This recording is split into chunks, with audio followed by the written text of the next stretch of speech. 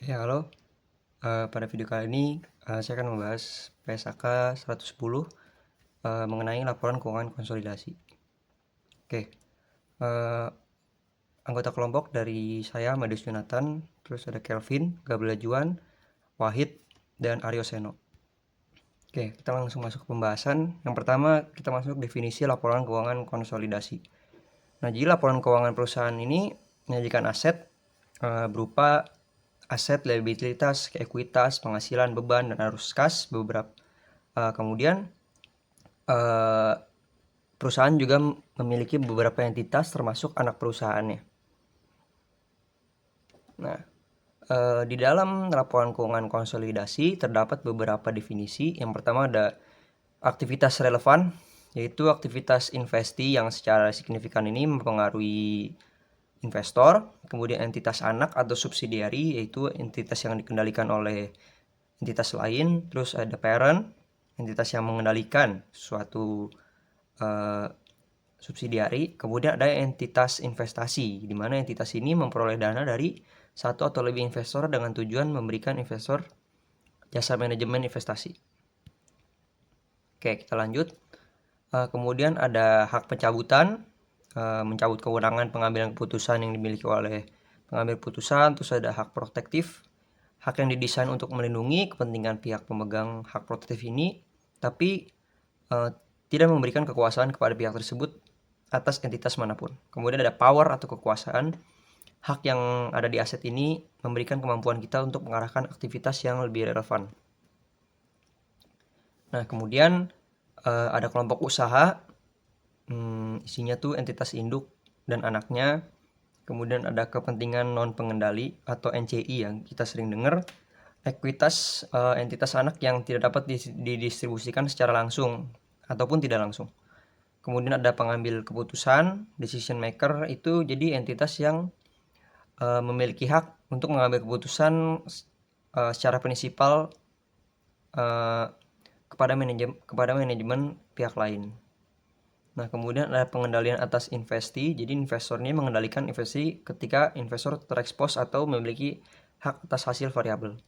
Kemudian tujuan kita belajar laporan keuangan ini yang pertama ini menerapkan prinsip penyusunan. Jadi kita itu dapat menyajikan laporan keuangan konsolidasi ketika entitas ini mengendalikan satu atau lebih entitas lain. Nah, kemudian ada entitas induk yang kita bisa tahu mengendalikan entitas anak ini harus menjadikan laporan ini secara konsolidasi sesuai dengan apa yang sudah dimiliki secara entitasnya.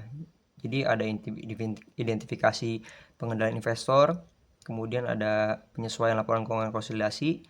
Kemudian hal ini juga tidak berhubungan dengan persyaratan akuntansi untuk kombinasi bisnis dan dampak dalam kombinasi termasuk goodwill.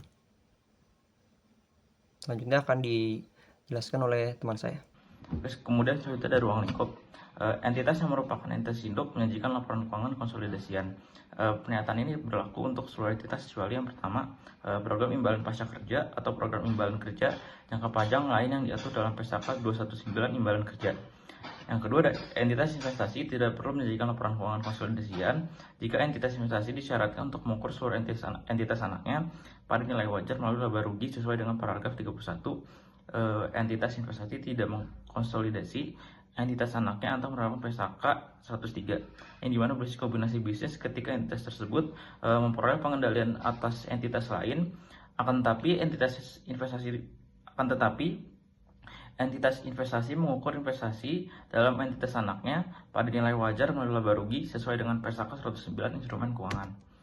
Kemudian ada prosedur pengendalian dari PSAK 4 dan PSAK 110, yang dimana PSAK 4 ini saham lebih besar dari 50% dan saham lebih kecil dari 50%. Yang dimana yang pertama, kekuasaan melebihi hak suara lebih dari 50% sesuai perjanjian. Yang kedua, kekuasaan untuk mengatur kebijakan keuangan operasional.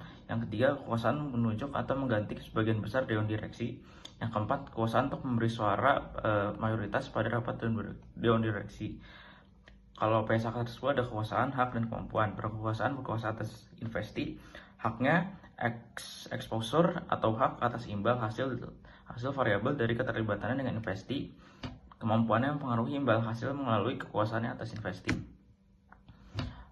Kemudian ada pengecualian terhadap konsolidasi. Yang pertama itu jika perusahaan anak berinvestasi dan mengendalikan satu perusahaan lainnya, maka konsolidasi tetap dilakukan berdasarkan perusahaan induk, bukan berdasarkan perusahaan anak. Yang kedua ini perusahaan induk tidak mengkonsolidasi perusahaan anaknya jika perusahaan tersebut memperoleh pengendalian atas perusahaan lainnya. Maka investasi dalam perusahaan anak diukur dengan nilai wajar laba rugi sesuai dengan PSAK 109. Kemudian ada persyaratan akuntansi. Entitas induk menyusun laporan keuangan konsolidasian dengan menggunakan kebijakan akuntansi yang sama untuk transaksi dan peristiwa lain dalam keadaan serupa. Yang kedua ada konsolidasi atas investi, dimulai sejak tanggal investor memperoleh pengendalian atas investi dan berakhir ketika investor kehilangan pengendalian atas investi, dan menerapkan pedoman penyusunan laporan keuangan konsolidasian. Yang ketiga ini ada entitas induk menyajikan kepentingan non pengendalian di ekuitas dalam laporan posisi keuangan konsolidasian terpisah dari ekuitas pemilik entitas induk. Selanjutnya akan dijelaskan oleh saya. Perubahan dalam bagian kepemilikan entitas induk pada entitas anak yang tidak mengakibatkan kehilangan pengendalian entitas induk pada entitas anak adalah transaksi ekuitas, yaitu transaksi dengan pemilik dalam kapasitasnya sebagai pemilik. Menetapkan pedoman akuntansi untuk kepentingan non-pengendali dalam laporan keuangan konsolidasian. Jika entitas induk kehilangan pengendalian pada entitas anak, maka entitas induk harus menghentikan pengakuan aset dan liabilitas entitas anak terdahulu dari laporan keuangan konsolidasian, kemudian mengakui sisa investasi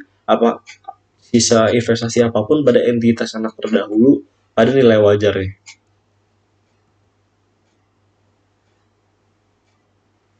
Kemudian penentuan apakah entitas induk adalah entitas investasi. Pertama-tama, entitas investasi adalah entitas yang memperoleh dana dari satu atau lebih investor dengan tujuan memberikan investor tersebut jasa manajemen investasi.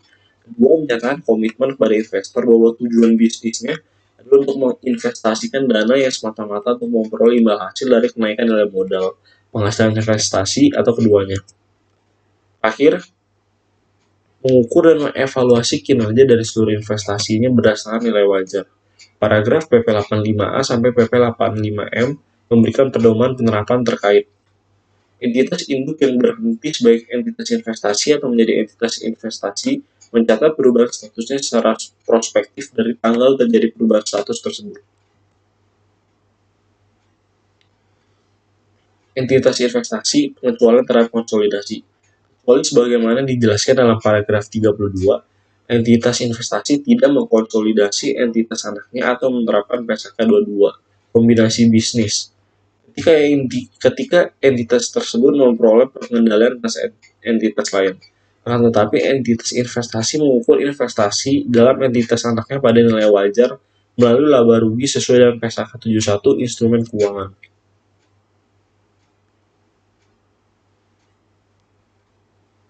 Dalam rangka memenuhi persyaratan dalam paragraf PP 85K, entitas investasi akan A. memilih untuk mencatat setiap properti investasi dengan menggunakan model nilai wajar dalam PSAK 13, kemudian memilih pengecualian dari penerapan metode ekuitas dalam PSAK 15 investasi pada entitas asosiasi dan ventura bersama untuk investasi pada entitas asosiasi dan ventura bersama. Lalu kemudian terakhir mengukur aset keuangannya pada nilai wajar dengan menggunakan persyaratan dalam PSAK 71 instrumen keuangan. Berikut ini merupakan salah satu contoh ilustrasi laporan keuangan konsolidasi.